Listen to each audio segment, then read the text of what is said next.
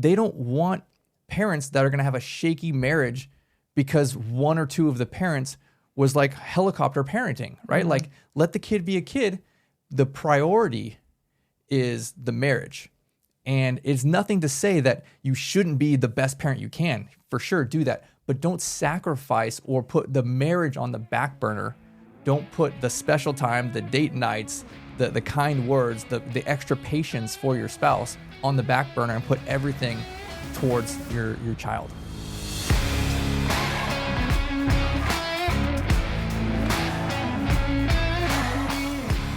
Welcome back to The Donkey and the Bee, where men are jackasses and women are biatches, where we work together to build an extraordinary life. Tune in to up your game in your marriage, entrepreneurship, and finances. Welcome back to another episode of The Donkey and the Bee with your hosts, Brett and Laura Shawkavis. And if you don't know by now, Brett is the donkey, I am the bee, and we are coming at you talking all things marriage, entrepreneurship, and finances. Well, today we're talking about your marriage in the perspective of your kids, your marriage versus your parenting. And I wanted to start because when we were first having our first daughter she was born in 2014. So we were given this book based on referral on sleep training, and it was called On Becoming Baby Wise. And oh, sorry, he that's my cue. It's by Robert Bucknam and Gary Izzo. Thank you. I wasn't going to remember that. So it was about sleep training, right? But that's not our topic today. What I really, really loved about this book is they had this principle, this theme that was woven in through the whole thing about that your marriage is the priority over your kids. And maybe I can rephrase that. You're going to be a great parent and all that kind of stuff. But ultimately, like, the priority is your marriage. You got to take care of your marriage first, and then your kids will be successful. And I really see a problem with that because I see so many young parents, right? Especially your first kid, your second kid. Maybe by the time you get to like your sixth kid, you're like over it. Like, this little turd's gonna be just fine, right? Like, but young moms, young dads, that first kid or two, right? Everything's about the baby. It's so frantic. I have to have everything first, perfect. And a lot of times you see all of these things hustling, trying to figure out for the baby at a sacrifice to the marriage. And I think that is a problem, what we have here, because ultimately we took this approach, and I really took it from this book, that for us to have great children, for us to be great parents, for our kids to be successful, we had to be successful first in our marriage. That had to be the foundation that we built our parenting on. I think the foundation of what we are discussing here has a lot to do with the mom and where the security of the mom lies. If the mom finds security in having their children need her, then I think that it can stem to other problems. Whereas if the mom finds her security in a relationship with God or somewhere else, I think that is a better foundation to build that parenting and marriage on versus having it just be on, oh, my child needs me and I feel secure because my child needs me. So a lot of it has to do with the mother. I can for sure see that. I think there's a lot of times where you see a young mom, you clearly see them finding security in the neediness of their kids, right? Mm-hmm. They feel important, special because their kid always needs them. And they're perhaps not putting their child best interest first, right? Like, they should have a little bit more tough love. Let them grow a little bit. Let them, scrape up their knees, go play. Like, you don't have to always cling to mom's hip. Mm-hmm. And sometimes a lot of this is at the sacrifice of the marriage, right? When you're in this stage and it's like everything is about the kid, then what gets left off is the husband, mm-hmm. is the marriage, is mm-hmm. the date nights, is sex. All of these things, your kid, first and foremost, wants a successful parents, right? They want successful examples that are going to be there all the way through their entire life. They don't want parents that are going to have a shaky marriage because one or two of the parents was like helicopter parenting, right? Mm-hmm. Like, let the kid be a kid. The priority is the marriage.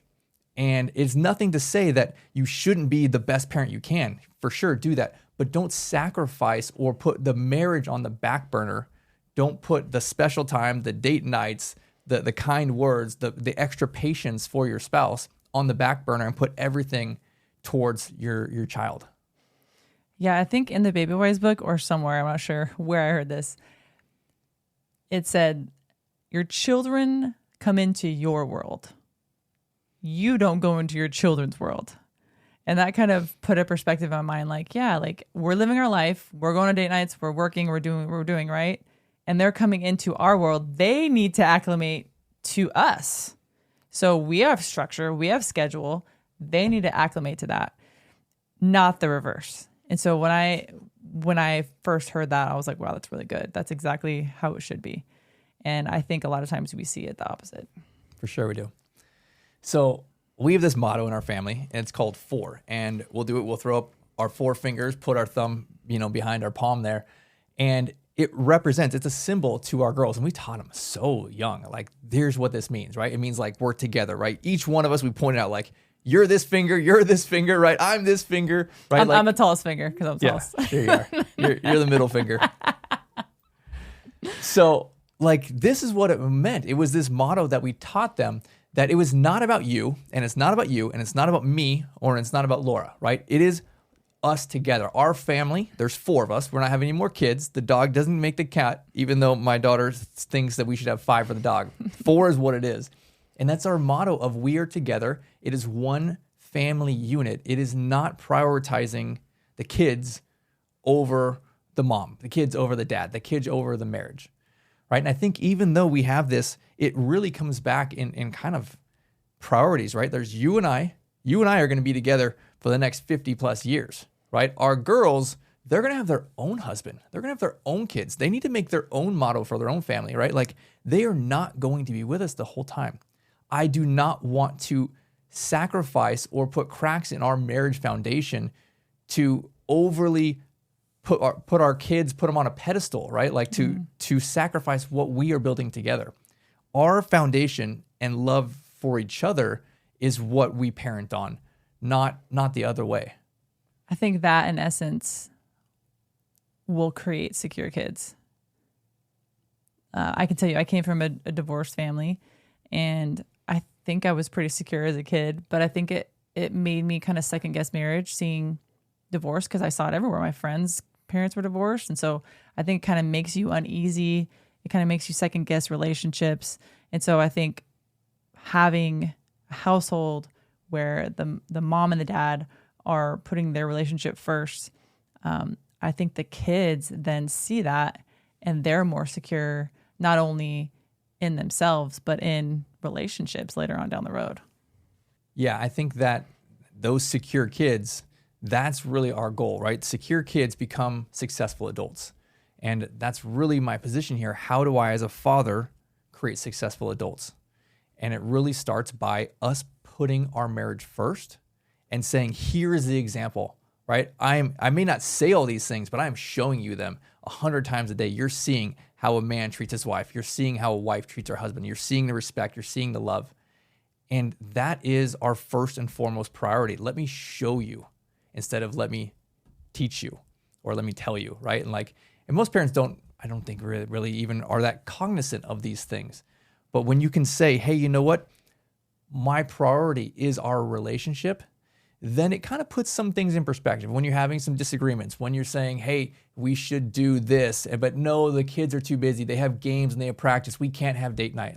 And you think to yourself, well, we haven't had a date night in 6 months, right? It's a little checks and balances there. You can come in from this perspective and say, you know what? We're going to put our marriage as the priority, right? Our kids are super important, but you know what? We're not teaching them how to get divorced. We're teaching them how to stay together. And this is us teaching them how to stay together. You hear a lot of adults talking about their kids moving out. And in most cases, it's always a negative thing.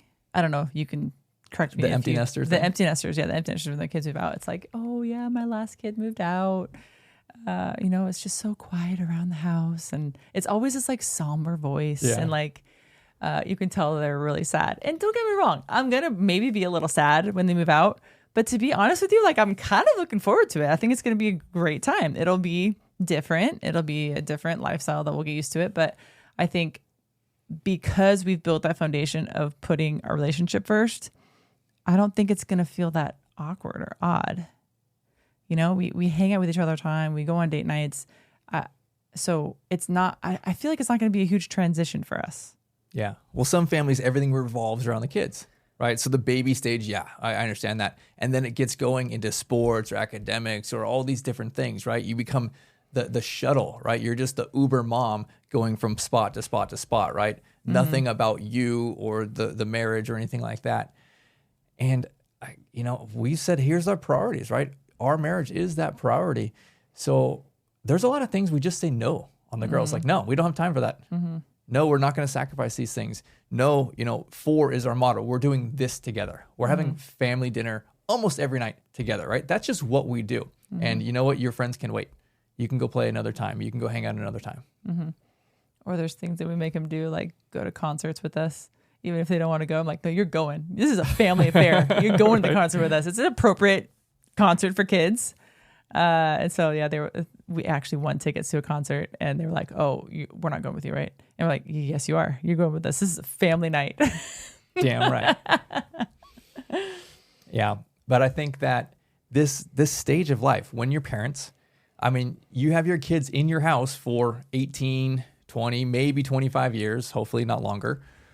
But your marriage it's not 25 years, 20 years, right? Your marriage is 50 years, 60 years, right? Like, we've been married almost 20 years. We got at least another 40, 50 years together, maybe longer, right? Like, we have to prioritize what we have, because honestly, in the perspective of things, us having our kids in our home is what, 1/3, 1/4 of our entire marriage, right? Like, why would you make everything about 25% of this time period, right? Like, you and I are together forever. This is the core of it. Our girls, they're going to be together forever with hopefully their own husband, right? And I want them to take this principle with it.